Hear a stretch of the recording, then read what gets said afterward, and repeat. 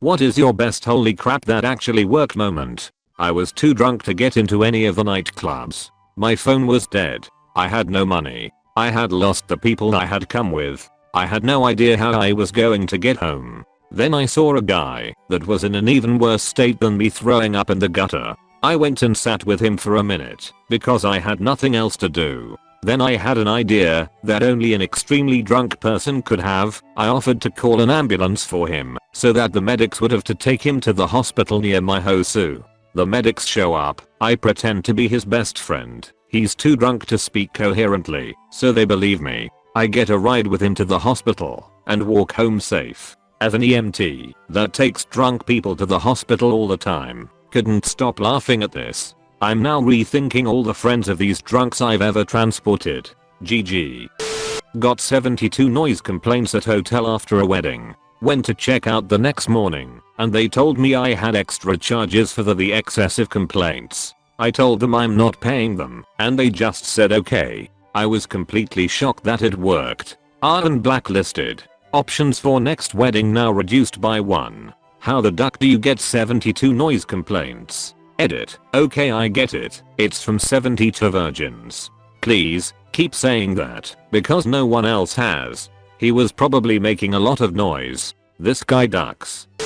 About 15 years ago a buddy and I had to be rescued from a mountain, but the search and rescue team were having trouble locating us. They wouldn't attempt the rescue until they saw us due to the weather conditions and avalanche risk. I had a random idea to take pictures of the snow at our feet with the disposable camera I had on me. That did the trick. Apparently the flash reflecting off the snow could be seen all the way at the base of the mountain. That thought may have saved my life that night. I was medium ducked up at some fancy club in SF and without really realizing where I was going, walked into some VIP section where there were drinks on the table. Women were prettier. I may have seen some drugs, etc. I immediately sit at one of the tables and start making myself a drink. A bouncer comes over shortly after and asked who I was and if I was on the list. Feeling bold I turned and in my best, entitled bored voice said, "Does it look like I'm on the ducking list?" He walked away and shortly later a group of girls sit down and start drinking with me. Never expected that to work. I once had artist passes to a music festival. I stayed up all night on drugs playing guitar and passed out on the VIP room couch all day. Every few hours they would blast the music to try to get me out, but joke's on them, I just kept sleeping. I've definitely just smacked my electronics and had them work. The old percussive maintenance. My father used this tactic on me with jumper cables. A buddy and I, after a long night of underage drinking, were pissing in the back alley on the same block where I worked. Suddenly, police spotlight. Cops asked what were we doing. Oh, just trying to get into my shop here to get some things before going home. Slip the key into the keyhole. Click. Door opens. Hop inside. Cheap ass landlord used the same key for the whole block. So what did you end up doing with that information? This can't be the most interesting part of this story. The whole block got mysteriously robbed.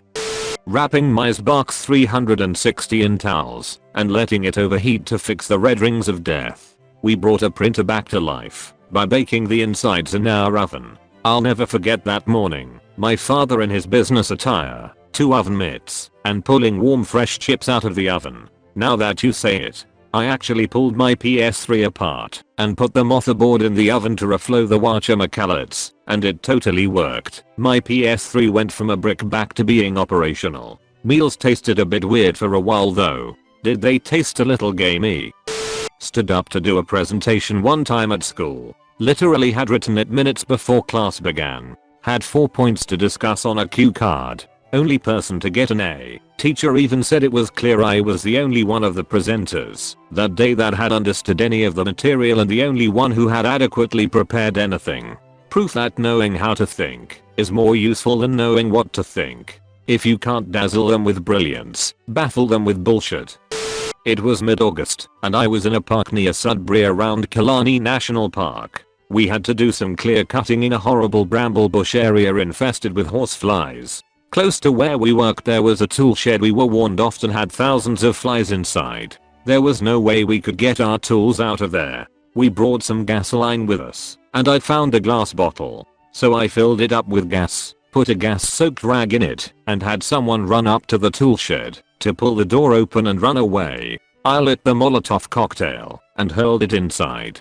This is what I was counting on. I had actually seen Molotov cocktails go off before, and they usually burn themselves out pretty quickly. The gas just sits on the surface of wherever it lands and burns down to nothing. Most of it is consumed right away in a big fireball. And that's exactly what happened. We had a huge ass fireball and instantly killed several thousand flies. The tool shed, although run down and filthy, was perfectly intact, and so were the tools. And the lingering smoke actually helped clear the whole area of flies. I was at a friend's house maybe 25 years ago. He knew I knew electronics, so he asked me to fix his TV. I said, look, designing computers is not the same thing as fixing TVs. He insisted, so I took the TV apart. I noticed a big transistor off color.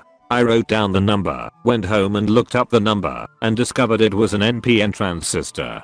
So I searched my scrap pile for a similar transistor. Well, an NPN transistor with the same footprint. Went back to his house, replaced the funny looking transistor with the one I had, and the damn TV worked. I was amazed I had fixed it.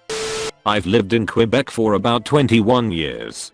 19 years ago actually. It was in 1996. Years ago, I got arrested for trafficking, PCP. Managed to argue it down to simple possession.